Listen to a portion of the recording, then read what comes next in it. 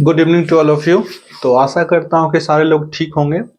तो स्वागत है आप सभी का हमारे एसएस क्लासेस रजौड़ा के यूट्यूब प्लेटफॉर्म पे। तो आज से हम लोगों ने जो हमारा अपकमिंग 10th का बिहार बोर्ड का एग्जाम है 17 फरवरी से, तो उसको देख मद्देनजर रखते हुए हम लोगों ने आज से टेस्ट सीरीज स्टार्ट किया है, जिसमें आप लोगों को हम एक चैप्टर से, चाहे वो एसएसटी का हो, साइंस का हो, या फिर हिंदी का हो, या इंग्लिश का, जो भी है उस सब का हम लोग एक चैप्टर से तकरीबन जो है 40 से 50 ऑब्जेक्टिव का श्रृंखला जो है हम लोग स्टार्ट कर रहे हैं। और स्टार्ट जो है आज हम लोग हिस्ट्री से कर रहे हैं। धीरे धीरे जो है इसको हम आगे बढ़ाएंगे, और हो सकता है कि डे बाय डे, जैसे कि आज अगर हम लोग एक वीडियो शूट कर रहे हैं तो कल से टाइमिंग के हिसाब से थोड़ा सा 2 3 4 ऐसे करके वीडियो शूट करेंगे, तो ताकि जो व्यूअर्स हैं जो तैयारी कर रहे हैं, जो 10th का इस बार एग्जाम देंगे या फिर आने वाले सालों में भी जो एग्जाम देंगे, उनको ये बेहतर फील होगा। ठीक है। और आशा करता हूं कि अगर आप लोग जो अभी जो हम लोग असाइनमेंट अभी इस बोर्ड पे कर रहे हैं, तो वो आपको आने वाले एग्जाम में डिट्टो जो क्वेश्चन कहते हैं ना, डिट्टो मैच करेगा आपका। ठीक है। सिर्फ थोड़ा सा जो ऑप्शन में होगा वो जो आंसर है तो वो तो रहेगा ही, सिर्फ ऑप्शन हो सकता है डिफर करे, लेकिन आपका जो क्वेश्चन है एज इट इज मिलने वाला है। ठीक है। तो बने रहिए हमारे साथ, और स्वागत है आप सभी का फिर से हमारे इस नए वीडियो में। तो आज जो है हम लोग हिस्ट्री का पहला चैप्टर है क्लास 10th का, और जिसका नाम है यूरोप में राष्ट्रवाद, यानी कि नेशनलिज्म इन यूरोप। ठीक है। यहाँ पे अभी जो है हम लोग तकरीबन 15 से 20 क्वेश्चन आज करेंगे, उसके बाद जो है फिर कल के लिए छोड़ेंगे, 20 25 क्वेश्चन कल भी करेंगे। तो ठीक है। तो जैसे कि अभी आप लोग इसको जो जो भी क्वेश्चन अभी हम लोग करेंगे, तो इसका जवाब आप कमेंट बॉक्स में दे दीजिए, और नहीं तो हम इसको जब भी कल सॉर्ट आउट करेंगे या सॉल्व करेंगे या फिर आपको समझाएंगे, तो आपको इसका पूरा जवाब दिया जाएगा। तो पहला क्वेश्चन आपके सामने है, कह रहा इटली तथा जर्मनी, ठीक है, वर्तमान में किस महादेश के अंतर्गत आते हैं। तो आपको बताना है जो वर्तमान में हमारे हमारे पास जो भी महादेश हैं, कंटिनेंट है, तो उसमें किस कंटिनेंट से जो है हमारा इटली और जर्मनी ताल्लुकात रखता है। ठीक है। तो आपको ये पहला क्वेश्चन है, जिसका जवाब आप कमेंट बॉक्स में दे दीजिए, या फिर अगर आपके पास क्वेश्चन है तो अगर कॉपी पेन रखे हुए हैं तो आप उसको नोट डाउन भी कर सकते हैं। ठीक है। और मैं इसको जो है कल जवाब दूंगा। ठीक है। दूसरा नंबर है, कहता है मेजनी का संबंध किस संगठन से था। याद रखिएगा, मेजनी का संबंध जो है वह किस संगठन से, ये पूछ रहा है, तो आप थोड़ा सा इस पे ध्यान दीजिएगा। पहला है डायट, लाल सेना, कार्बोनरी, हेटारिया। ठीक है। तो बेसिकली चार पांच संगठन जो था, उसमें से किस संगठन से जो है मेजनी संबंध रखता था या ताल्लुकात उसके थे, वो आपसे पूछ रहा है। ठीक है। और ये भी ध्यान रखिएगा कि जो क्वेश्चन यहाँ पे बताया जा रहा है आपको, फ्यूचर आने वाले समय में, फ्यूचर में आपसे यही क्वेश्चन सेम टू सेम आपके भी बोर्ड में एग्जाम में आने वाले, चाहे आप 2025 में दे रहे हैं या 26 में दे रहे हैं, 26 तक है शायद, 26 तक बोर्ड चलेगा, 27 से फिर आपका बोर्ड जो है बिहार बोर्ड का जो है वो जो 10th वाले हैं उनका एक बोर्ड नहीं होगा, 12th का एग्जाम होगा। तो तीसरा क्वेश्चन है, कहता है वियना कांग्रेस द्वारा फ्रांस में किस शासन वंश को पुनः स्थापित किया गया। यानी कि आप लोगों को सबको पता होगा कि फ्रांस की जब क्रांति चल रही थी, तो उस समय जो वहां पे राजवंश था, मैं नाम नहीं ले रहा हूँ, आप थोड़ा सा इसको कमेंट बॉक्स में दीजिएगा, तो उसको जनता ने उखाड़ फेंका था। और वहां पे क्या है कि जो गणतंत्र कह सकते हैं, या फिर जो कह सकते हैं कि जो जनता था, उसने अपना एक शासन व्यवस्था चलाया था। तो उसके हिसाब से जो है कौन सा आपका सही आंसर है वह आपको देना है, जिसमें आपका बुर्बो वंश, हैबसबर्ग और राजशाही और आर्लिया है। ठीक है। चौथा क्वेश्चन है, कह रहा इटली एवं जर्मनी के एकीकरण के विरुद्ध निम्न में कौन था। तो आपके पास फर्स्ट वर्ल्ड वॉर अगर आप सेकेंड जो विश्व युद्ध था वो अगर आप पढ़े होंगे, तो आपको बेहतर तरीके से पता होगा कि इटली जो था पहले किस संगठन का हिस्सा था, बाद में वो मुकरता है वहां से और फिर किसी और संगठन से जाके जुड़ जाता है। तो आपको उसमें से जवाब देना है, अमेरिका, पर्शिया, जिसको पर्शिया भी बोलते हैं, या पर्शिया, रूस, रशिया और ऑस्ट्रिया। ठीक है। 4 ऑप्शन है आपके पास, आपको एक करेक्ट आंसर देना है। ठीक है। और कहता है काउंट काबूर को विक्टर एमेनुअल ने किस पद पे नियुक्त किया था। ठीक है। काउंट काबूर जो था, किसी मतलब विक्टर एमेनुअल ने उसको किस पद के लिए नियुक्त किया था।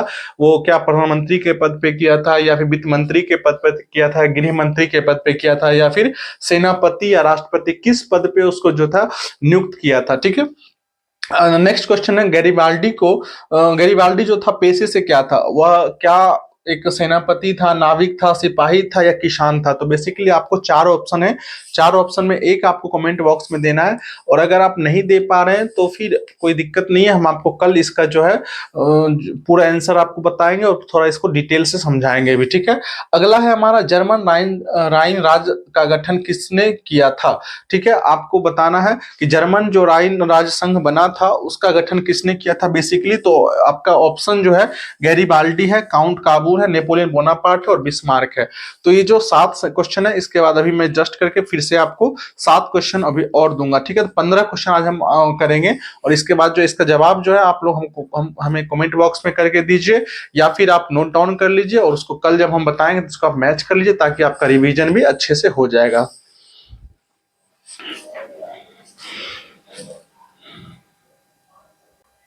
तो आगे बढ़ते हैं हम लोग। आगे है हमारा 8वां क्वेश्चन, कह रहा है कि जालबेरिन कैसी संस्था थी। तो आपको जो है आप क्वेश्चन नोट डाउन कर सकते हैं या फिर आप कमेंट बॉक्स में जवाब दे सकते हैं और आपको देना है जालबेरिन जो थी वो कैसी संस्था थी। क्या वो क्रांतिकारी संस्था थी, क्या वो पादरी वर्ग की संस्था थी, क्या वो सामंत वर्ग की थी या क्या वो व्यापारियों की संस्था थी, ठीक है। तो आपको इसका जवाब देना है। 9वां क्वेश्चन है हमारा, कहता है रक्त एवं लौह की नीति का अवलंबन यानी कि प्रतिपादन किसने किया था, किसने दिया था, ठीक है। रक्त एवं लौह की नीति का अवलंबन किसने किया था। तो आपको जवाब देना है मेजनी, हिटलर, बिस्मार्क या नेपोलियन में से कौन सा था वैसा शख्स था जो कि रक्त एवं लौह की नीति को आहूत किया था, ठीक है। तो 10वां क्वेश्चन है हमारा, कहता है फ्रैंकफर्ट की संधि कब हुई। तो फ्रैंकफर्ट की संधि कब हुई है आपको इसका जवाब देना है। तो आपके पास ऑप्शन जो है फ्रैंकफर्ट की संधि का वो है 1871, 70, 72 और 1869, ठीक है। चार ऑप्शन, ऑप्शन में थोड़ा सा मैंने हेर फेर किया है। ऑप्शन थोड़ा सा आप लोग को लगेगा कंफ्यूजन वाला, अगर कोई बच्चे पढ़े होंगे तो आप इजिली दे सकते हैं, नहीं तो थोड़ा सा उनको डाउट होगा, इसलिए थोड़ा सा फोकस करके क्वेश्चन का आंसर देना है। और आगे है क्वेश्चन हमारा, कहता 11वां, कहता है नेपल्स की क्रांति कब हुई, यानी कि एक नेपल्स युद्ध हुआ था और वो युद्ध कब हुआ था ये आपको जवाब देना है। और आपका ऑप्शन जो है वो है 1820, 1821, 1822 और 1721, ठीक है। तो इसका भी आपको जवाब कमेंट बॉक्स में देना है। और 12वां क्वेश्चन है हमारा, कहता है चार्टिस्ट आंदोलन कहाँ हुआ था।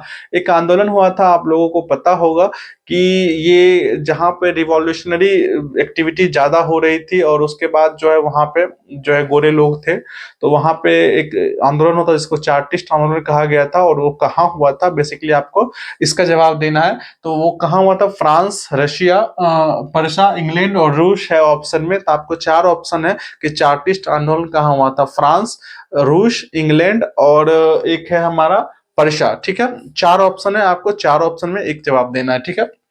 आगे है हमारा, यूनान को एक स्वतंत्र राष्ट्र कब किस वर्ष घोषित किया गया, ठीक है। बेसिकली आपको बताना है कि जो यूनान है जिसको हम ग्रीस भी बोलते हैं, तो इसको एक स्वतंत्र राष्ट्र कब घोषित किया गया था ये आपको बताना है। और आपके पास ऑप्शन है 1834, 1833, 1831 और 1832, ठीक है। और उसके बाद आगे बढ़ते हैं। आगे हमारा 14वां क्वेश्चन है, कहता है कार्बोनरी संगठन किस वर्ष हुआ था। एक संगठन बना था, तो इससे पहले भी एक इससे क्वेश्चन आया था। तो एक संगठन बना था और उस संगठन का नाम था कार्बोनरी संगठन, ठीक है। वो बेसिकली किस वर्ष अस्तित्व में आया यानी कि उसका प्रतिपादन किया गया, तो आपको उसका जवाब देना है। और आपके पास ऑप्शन जो है वह है 1810, 1710, 1815 और 1835 का। तो बेसिकली हम लोग अभी 14 क्वेश्चन पे आ चुके हैं। 15वां क्वेश्चन है, कहता है एड्रियानोपुल की संधि कब हुई। और बेसिकली संधि वाले ज्यादा पूछे जाते हैं, तो थोड़ा सा इस पे फोकस कीजिएगा आप लोग। हो सकता है कि आपको इस जो अभी तक 15 क्वेश्चन किए इससे आपको एक दो क्वेश्चन देखने को मिल जाए एग्जाम में, ठीक है। तो एड्रियानोपुल की संधि कब हुई, कहता है 1830, 29, 1829, 1931 और 1929। बेसिकली आपके पास चार ऑप्शन है, 1830, 1829, 1931 और 1929। तो आपको बताना है कि एड्रियानोपुल की संधि कब हुई थी। 15वां क्वेश्चन है हमारे पास, 16वां क्वेश्चन है, कहता है कि एड्रियानोपुल की संधि किन दो देशों के बीच हुई थी। आपको फिर से उसी रिलेटेड क्वेश्चन है, जो संधि हुई थी किस वर्ष हुई थी आपको जवाब देना, और किसके बीच हुई थी ये भी आपको जवाब देना है। तो उसका पहला ऑप्शन है यूनान और पोलैंड के बीच, दूसरा है हमारा तुर्की और हंगरी के बीच, तीसरा हमारा हंगरी और पोलैंड के बीच और चौथा हमारा है तुर्की या रूस के बीच, ठीक है। तुर्की या रशिया के बीच जो है ये संघर्ष हुआ था, ठीक है। और लास्ट हमारा है, कहता है सेडोन का युद्ध किसके बीच हुआ था। सेडोन का युद्ध किसके बीच हुआ था, तो पहला है हमारा फ्रांस और पर्सा के बीच, पर्सा और ऑस्ट्रिया के बीच, और पर्सा और रूस के बीच, और फ्रांस और ऑस्ट्रिया के बीच। तो बेसिकली आप, मैं एक बार साइड हट जाता हूँ, तो आप चाहे तो स्क्रीनशॉट भी ले सकते हैं इसका, और इसका जवाब जो है आपको कमेंट बॉक्स में लिख के देना है, ठीक है।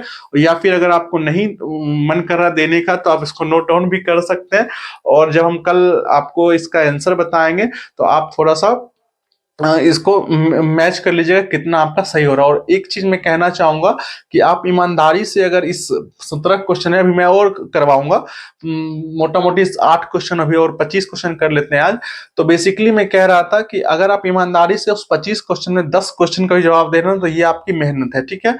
और मान लीजिए कि आपने क्वेश्चन देखा और आप किताब पलटने लगे, या फिर आप क्रोम पे जाके सर्च करने लगे, तो ये आपकी ईमानदारी नहीं है, ये कहीं ना कहीं आपकी, आप अपने माता पिता के साथ या अपने आप पढ़ाई के साथ, मेहनत के साथ खुद बेईमानी कर रहे हैं, ठीक है। और जिसका नतीजा यह होगा कि आप आने वाले एग्जाम में बहुत दिक्कत हो सकती है आपको। तो ठीक है, तो इस जो क्वेश्चन मैंने दिया इस सबका आप कोशिश करें कि इसका कमेंट सेक्शन में जवाब दें, और नहीं दे पा रहे हैं आप, अगर इच्छुक नहीं है देने का, तो आप इसको नोट डाउन करें। और नोट डाउन करने के बाद कल जब हम इसका विस्तार से विश्लेषण करेंगे, तो आपको फिर इसको नोट डाउन कर सकते हैं, ठीक है। तब तक के लिए मैं फिर से, अभी 8 क्वेश्चन और बचा हुआ है, तो मैं आगे लिखवाता हूँ।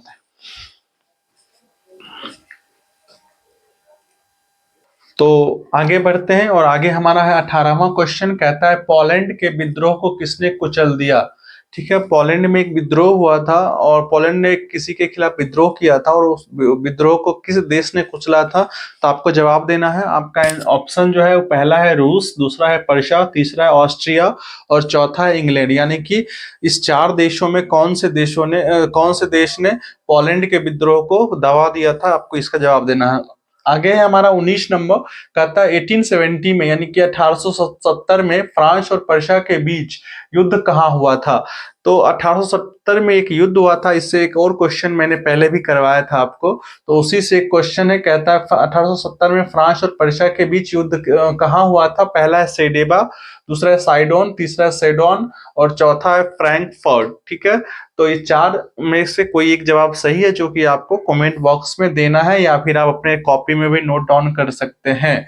20वां क्वेश्चन है, कहता है यूरोप वासियों के लिए किस देश का साहित्य एवं ज्ञान विज्ञान प्रेरणा स्रोत रहा। तो बेसिकली एक देश है जो कि आज भी उसके जो लैंग्वेज का हम लोग के ऊपर बहुत बड़ा फर्क पड़ा है, तो उसके बारे में ये बात कर रहा है। कह रहा है कि यूरोप वासियों के लिए किस देश का जो है साहित्य और ज्ञान विज्ञान जो है प्रेरणा स्रोत रहा। तो सिर्फ यूरोप वासियों ही नहीं, हम लोग भी जो है, यानी कि जो एशियन कंट्री है, उस सब पे भी उसका जो है बहुत बड़ा फर्क पड़ा है। तो आखिर कौन सा देश है, मैंने बहुत बड़ा क्लू दिया है, अगर थोड़ा सा भी अगर आप दिमाग होगा तो आप लोग कर सकते हैं। तो ऑप्शन है आपका, कहता है पर्शिया, यूनान, ऑस्ट्रिया और भारत, ठीक है। तो मैंने थोड़ा सा कंफ्यूज करने के लिए 1-2 ऑप्शन जो है थोड़ा मिसमैच किया है, तो थोड़ा सा ध्यान से इसको कीजिएगा, ठीक है। आगे हम लोग 21वां क्वेश्चन कह रहा है कि युवा इटली, देखिएगा इसको यंग इटली भी कहते हैं। क्वेश्चन हो सकता है यंग इटली भी आ जाए, और इसको युवा इटली भी, यंग मतलब जवान होता है, युवा मतलब भी जवान होता है, ठीक है। तो ये थोड़ा सा ध्यान दीजिएगा। कहता है युवा इटली संस्था का विकास किसने किया था। बेसिकली कौन वो ऐसा शख्स था जिसने युवा इटली या फिर यंग इटली को जो है अपने चरमोत्कर्ष पर लेके गया। तो उसमें से आपको जवाब देना है। ऑप्शन है आपका बिस्मार्क, गैरिबाल्डी, हिटलर और मेजनी, ठीक है। 4 ऑप्शन है आपके पास। बिस्मार्क, गैरिबाल्डी, हिटलर और मेजनी में कौन ऐसा शख्स था जिसने युवा इटली यानी यंग इटली को जो है अपने सबसे चरमोत्कर्ष पर लेके गया।